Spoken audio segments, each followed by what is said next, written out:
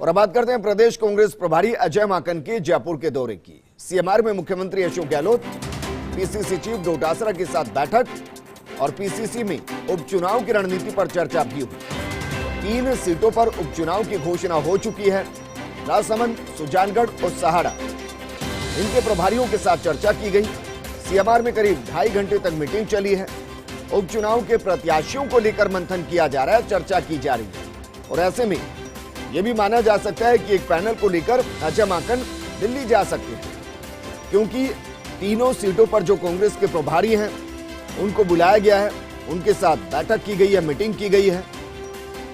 मुख्यमंत्री और PCC chief के साथ मीटिंग की गई है। और ये एक्सक्लूसिव तस्वीर हम आपको दिखा रहे हैं, पीसीसी की ये तस्वीरें हैं। मुमकिन है कि मीडिया से मुखातिब होंगे पीसीसी चीफ गोविंद सिंह डोटासरा और प्रदेश कांग्रेस प्रभारी अजय माकन। पीसीसी चीफ की ये तस्वीरें हैं जो अजय माकन के साथ पीसीसी में मौजूद है। आप सब लोगों का स्वागत है। आज हमने कांग्रेस के सभी वरिष्ठ नेताओं से प्रदेश कांग्रेस कमेटी में चर्चा करी उपचुनावों को लेकर के, और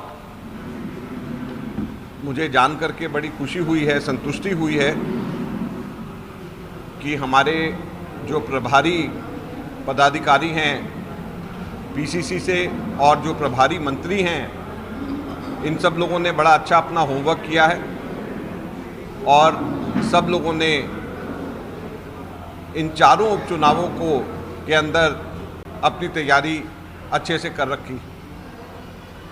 साथ ही साथ में आज पीसीसी प्रेसिडेंट और मुख्यमंत्री जी से हमने अनुरोध किया है और सभी पदाधिकारियों से भी अनुरोध किया है कि आज शाम या कल तक के पैनल चारों, कम से कम ये तीनों जो विधानसभा जहाँ पे उपचुनाव घोषित हो चुके हैं उसके पैनल बना करके भेजें, ताकि सीईसी के अंदर और कांग्रेस प्रेसिडेंट से इसके अंदर से उपयुक्त उम्मीदवार चुनने की प्रक्रिया को हम लोग अंजाम दे सकें।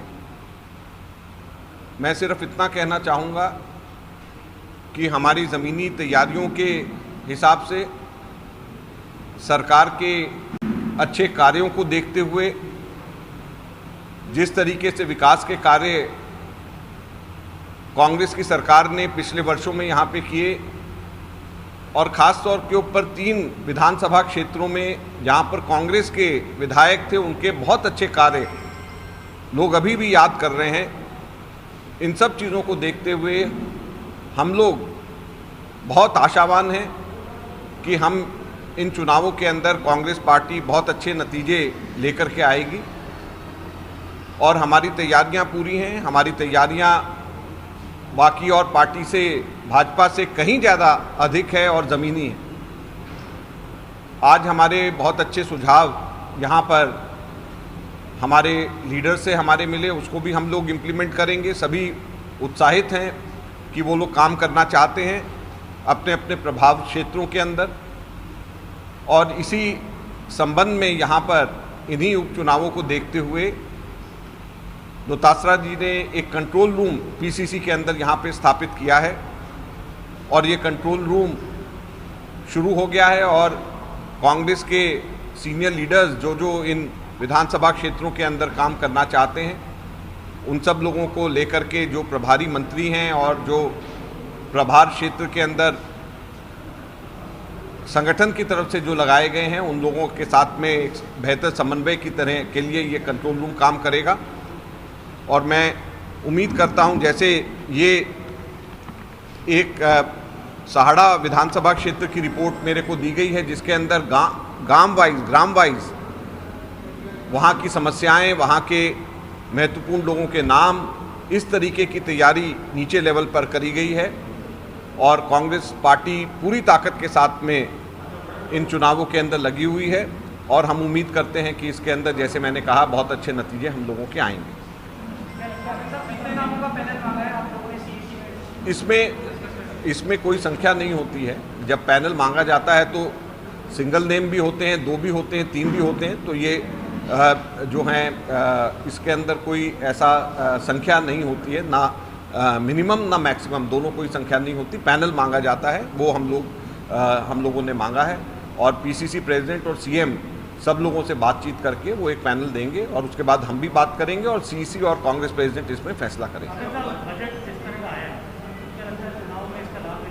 बिल्कुल, देखिए सिर्फ घोषणाएं नहीं, डेवलपमेंट के मामले में जो है इन विधानसभा क्षेत्रों में, ना केवल इनमें बल्कि पूरे राजस्थान में जिस तरीके के डेवलपमेंट हुई है, अब आप कोरोना को ही देख लें तो कोरोना काल के दौरान भी राजस्थान की सबसे अच्छी परफॉर्मेंस रही है और चिकित्सा मंत्री यहाँ पर मेरे साथ में बैठे हैं, मैं इनको बधाई देना चाहूँगा, हमारी कांग्रेस सरकार को बधाई देना चाहूँगा।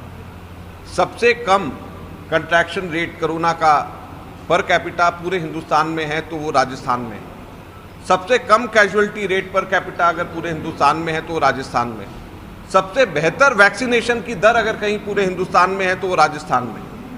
तो इससे ज़्यादा बेहतर परफॉर्मेंस किस स्टेट की हो सकती है? और ये भी सब हम लोगों ने तब किया है जब हम अपोजिशन में केंद्र के अंदर हैं और हमारे को बहुत सारी चीज़ों में सेंटर पे डिपेंडेंट रहना पड़ता है। बावजूद इसके अगर हमारी Rajasthan per capita corona contraction, per capita corona casualty के अंदर और साथ साथ में अगर हम लोग वैक्सीनेशन के अंदर सबसे अच्छे हैं, तो मैं समझता हूं कि राजस्थान के लिए और सरकार के लिए बड़े गर्व की बात है। जहां तक डेवलपमेंट की बात है, इस बजट में ही नहीं बल्कि इसके अलावा भी जो डेवलपमेंट यहाँ पर हुई हैं, मैं समझता हूं कि ये हम लोगों के लिए बहुत मदद करेगा।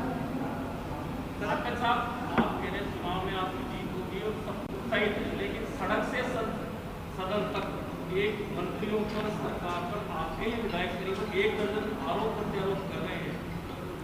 ऐसा कुछ नहीं है। मैं नहीं समझता कि आप उसको किस तरीके से देखते हैं। और जितने भी विधायक हमारे हैं सब एकजुट हैं और सब लोग मिल करके कांग्रेस पार्टी के लिए सब लोग लगे हुए हैं और सब लोग चाहते हैं कि कांग्रेस पार्टी जीते।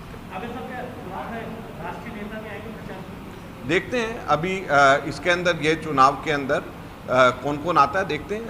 हमारे कांग्रेस की अपनी परिपाटी है, एक प्रोटोकॉल होता है बाई इलेक्शंस के अंदर किस लेवल के लीडर्स आते हैं, कौन आते हैं, उन सब चीज़ों को देख करके सब लोग हैं। एक मिनट, सब हैं किसका? अच्छा, बीजेपी फोन टैपिंग का इशू उठा रही है। जिनके अपने Rajnath Singh as defence minister जिन्होंने आरोप लगाया फोन टैपिंग का, मतलब बीजेपी कर रही है, जबकि गुजरात के अंदर नरेंद्र मोदी सरकार के दौरान मैक्सिमम फोन टैपिंग हुआ करती थी। तो ये अपने आप में हास्यास्पद बात नहीं है कि बीजेपी जो है वो फोन टैपिंग का इशू उठाए, जिनके ऊपर खुद फोन टैपिंग के आरोप लगते रहे।